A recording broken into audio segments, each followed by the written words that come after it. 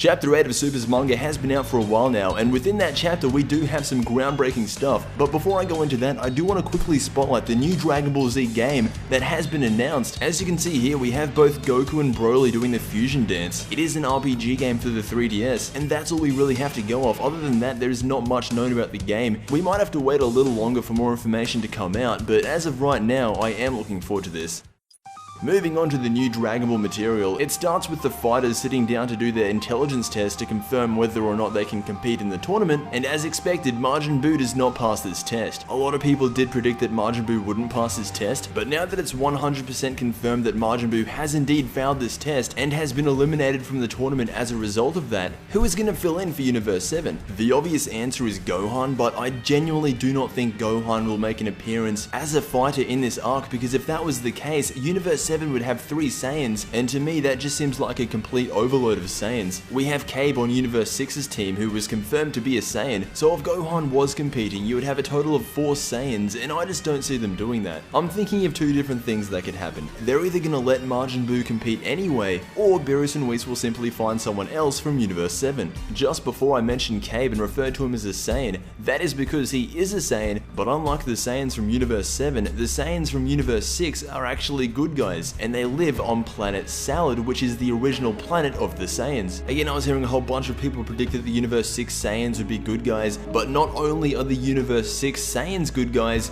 Frost, who is the Frieza lookalike, is a good guy as well. Just really quick on Frost, I think this guy is going to epitomize power. Just because the Frieza race has a lot of potential, we saw it from Frieza himself in Resurrection F. And considering Frost is good, in fact he is the Emperor / leader of Universe 6, I feel like if you're a good guy, you're going to train more. And if Frieza's race has a lot of potential through training, then just imagine how powerful Frost would be if he constantly trained like Goku or Vegeta. And then on top of that, he could have possible transformations. In fact, I guarantee that he does. And then on top of that, we have what are his transformations going to look like? Are we going to have the exact same as Frieza's, or are we going to have entirely new ones? I would prefer new ones, I think everyone else would too, but we'll just have to wait and see. One thing to keep in mind that is essential to this story is that this tournament is not going to be your standard World Martial Arts tournament. For those of you who remember the Fortune Teller Baba arc back in Dragon Ball, the tournament style will be exactly like that. So basically what that means is that in an extremely unlikely situation, one member from Universe 7, let's just say, could sweep all of Universe 6's team. And the reason I'm telling you this is that Goku is the first one to fight in Universe 7, and he is up against Botomo. That is right, it is Goku vs Botomo in the first round. Now I ran a poll over on my Twitter and it was basically saying Goku vs Botomo, who's gonna win? And an overwhelming amount said Goku. I have to agree, and I have to say I do think that Goku is gonna beat Botomo, but do I think that Goku's gonna solo all of Universe 6? Absolutely not. In fact, Universe 7 isn't looking too good at the moment. I'm pretty sure Majin Buu's been eliminated, giving them one less member to work with, so I'm thinking Universe 6 might actually take this. Something else that is worth mentioning is that Monaka, who is Nipple Man, will actually be fighting last, so we won't be seeing him fight for a while, so that's definitely interesting. They're postponing Monaka's appearance in battle. They have to be doing it for some reason. Again, we have very little information of him, so until chapter 9, 10, or even 11, we probably won't be hearing from him for a while. But going back to the end of this chapter when Goku's fighting Botomo, from what I've seen from this fight, I would say that Goku's winning. But before the chapter ends, Botomo says to Goku, I have something to show you. What that means is that he's going to power up into some ultimate form,